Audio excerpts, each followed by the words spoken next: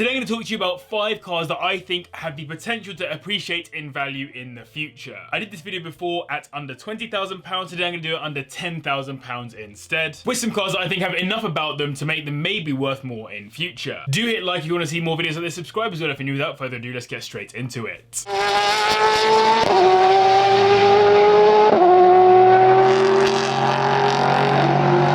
The Renault Clio V6 has gone absolutely mental in price in the past 10 or so years. Even when I started this channel 6 years ago, you could find them for around the 30k mark, but today the best examples are listed all the way up to £80,000. But it's not just this super rare version of the car that's got classic potential. I believe the standard 182 Clio Renault Sport could also be good news. Already the best examples are starting to command a bit more cash, considering these start at around 3k today, with 10k getting you a 2003 model with around 60,000 miles on the clock, and also being around the maximum you'll get for one nowadays. And for that money you'll be getting yourself a lovely little hot hatchback with its 2-litre inline-4 engine producing 182 brake horsepower, taking it to 60 in 6.9 seconds, though of course this car isn't really about 0 to 60, it's about providing pure driving pleasure. So why do I think these will be worth more in future? Well, first of all, they have sentimental value for many people as a car they had when they were younger, which often leads to good future values. Then you add on the fact that many have been modified over the years or taken for track use,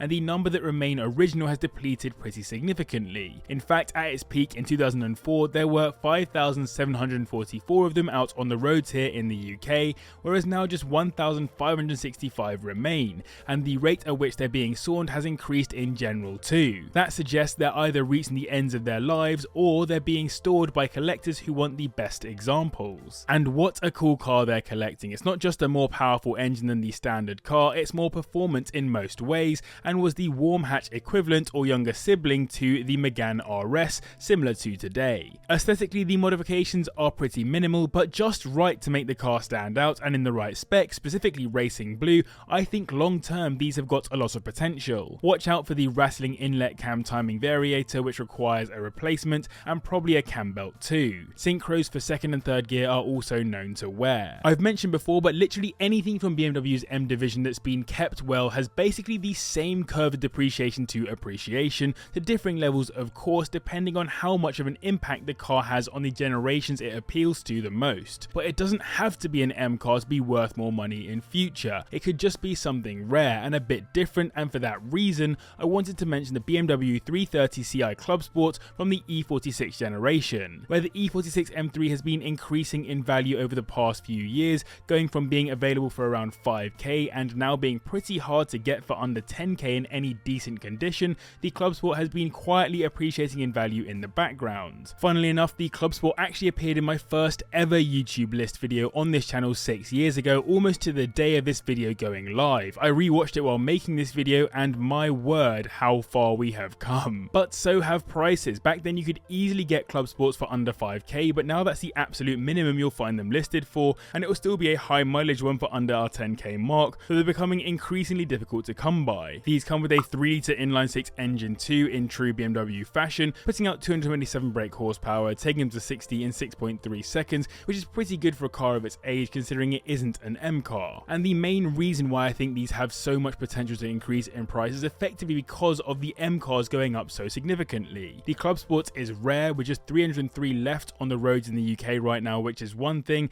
and with the E46 M3 going up so much in value, this offers not only a cheaper entry point for people who want something similar, but a car you're less likely to see at car shows or out on the roads. They're not bad on reliability, but watch out for rust in particular. Surprisingly, they're also not known to be great drivers' cars, so maybe another key difference with the M3. The Mark I Golf GTI, a classic. The Mark II Golf GTI, a classic. The Mark III Golf GTI, a classic. The Mark IV Golf GTI, not really a classic as it was so uninteresting to most buyers, but the Mark IV Golf R32 on its way to being a classic. So it does therefore follow that the Mark V R32 might be heading in the same direction one day, as the last of the R32s before VW set the R brand in stone for everything we've seen since. Now at the bottom end, these cars haven't properly moved at all for a really long time, but at the top end they have been slowly starting to increase, with them now breaking the 20k mark. That's not a million miles off the Mark IV R32, which can now get upwards of 30k for the best examples. Within our price range, however, these start at around £4,500, with 10k being enough for a 2007 model with around 90k on the clock, so pretty high mileage still, which is more proof of that slow price shift. This car effectively shares its engine with the next car on this list, which is a bit of a spoiler, but it's an interesting 3.2 litre VR6 block that produces 246 brake horsepower, taking it to 60 in 6.3 seconds, helped by the fact that it's all-wheel drive, so effectively the same formula as current VW Golf Rs. That is, other than having a cool engine. And what's key about the Mark V Golf generation for the performance variant is that it was a return to form. Yes, the R32 from the Mark IV and the Special Edition GTIs were lovely cars,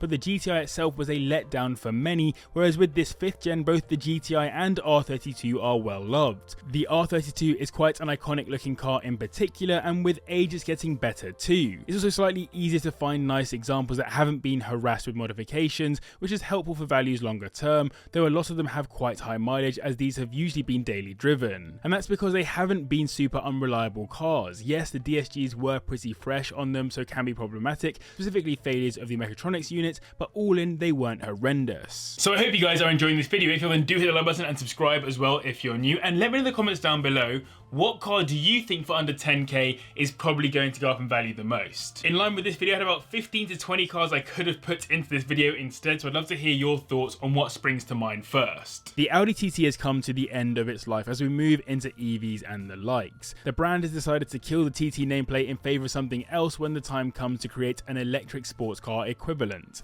And with the discontinuation of the TT, which is a pretty well loved nameplate, comes the potential for the most well loved examples to gain some kind of classic status. And the one most ripe for that status has to be the oldest, the first generation car, specifically in Quattro spec, with the 3.2 litre VR6 engine, same as the VW, which puts out 246 brake horsepower, same as the VW again, but gets to 60 slightly quicker at 6.2 seconds. The TT has been a beta for a long time. There have been plenty with whichever engine you go for at super low prices, but the best examples are starting to appreciate in price finally. You'll find ropey ones starting at around 3k, when I distinctly remember looking at one for 1k a couple of years ago because I was going to buy it. 10k will get you into a 2004 model with around 40k on it, and you're starting to see adverts saying original example and the likes, indicating people are after them. It did get a hairdresser's car reputation in the early years, and it was never known as having exceptional handling dynamics, but there's no denying that the TT has become a pretty iconic shape and has gained widespread popularity, which isn't always easy for sports cars of its type. By appealing to the masses, the number of potential future buyers of them based on sentimental value is higher, and classic car companies like Haggerty are already classing them as future classics. Ideally, you want a pre-spoiler car too if you really want to go for the proper OG TT, even if it might be a little more unstable out on the roads. The Quattro Sport will of course be the most desirable example in future, but I think the pre-spoiler cars and the VR6s will be good news too. Just watch out for DSG issues, and as they're quite old, expect to do some TLC around the suspension. Taking the top spot in this video is a car that follows a long line of cars that have appreciated in value over the years, the Nissan 350Z. Look at the 240Z, 260Z and all the rest, cars that at some point in their lives have depreciated down to reasonable prices and then gone mental on prices longer term. I remember 240Zs in great condition for sub 15k when I was a kid, and now the prices of project cars typically start at that. Of course, there are more 350Zs out on the roads than 240Zs, but it will probably be the ones that have remained untouched with low mileage that will have the best opportunity to increase in value, and getting those can be incredibly tough given these cars are incredibly popular for modifications. You'll find hugely modified examples starting at around the 4k mark in fact, and 10k will get you into a mostly untouched 350Z, the kind of one that you could happily return to standard pretty easily with around 50k miles on the clock. And you'll be getting yourself a 3.5 litre V6 engine which produces 295 brake horsepower, taking it to 60 in 5.6 seconds, making it the quickest and most powerful car on the list, hence it takes the top spot. If you want a sports car that handles exceptionally well from a solid brand, you'd always go for a 987 Cayman over this, as the 350Z was known to have some less than perfect handling features at times, but it offers something far more special when it comes to status. A Cayman will always be eclipsed by the 911, but the lineage of Nissan Z cars has always been separate to their GTRs somehow. Plus, the 350Z was far more affordable than the Porsches it competed with in typical Japanese sports car fashion, so it had a more widespread appeal, and the generation that grew up with these being common out on the roads is probably the same generation that will end up up inflating prices in the future for the best examples. It's known to use quite a bit of oil though, and the main issue is gearboxes, which can struggle to get from first to second gear. So I hope you guys enjoyed this video. If you did, then do hit the like button and subscribe as well if you're new. Massive thanks to the patrons for their support, and you guys are all for watching. And if you want to see some depreciating cars instead, then click up here and subscribe as well down here.